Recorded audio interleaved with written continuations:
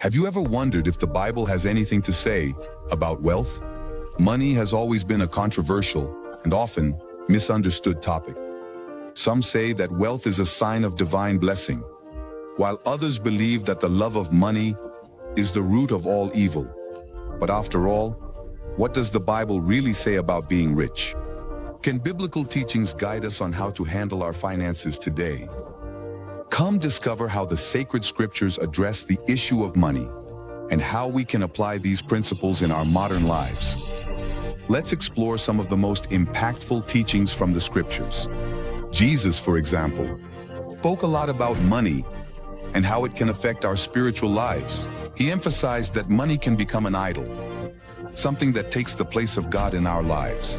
The relationship with money can distance us from spiritual values and lead us to a life centered on materialism. But the Bible does not say that having money is, in itself, something bad. The ability to generate wealth can be seen as a divine gift, something that should be used responsibly and for good. Knowing how to manage this gift is essential so that we do not stray from the spiritual path.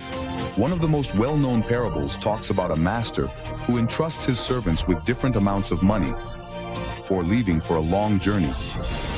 When he returns, those who multiplied the money are rewarded, while the servant who buried his talent is reprimanded. The lesson here is about the importance of being good stewards of the resources that are given to us. Wealth should be used wisely and responsibly. Poor management of resources can lead to missed opportunities and failure. The parable teaches us to value and multiply what we receive. However, the Bible also warns about the dangers of loving money. It makes it clear that it is not the money itself that is problematic, the love and obsession for it. Obsession with money can divert people from the right path and cause much suffering. This can result in questionable ethical decisions and damaged relationships. The love of money can lead us to forget what really matters in life, such as family, faith, and integrity. Another crucial teaching is generosity.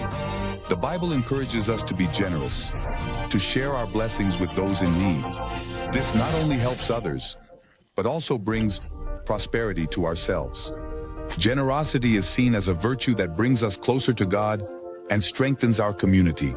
The practice of generosity creates a cycle of kindness and reciprocity that benefits everyone involved. Furthermore, it helps build a more just and compassionate world.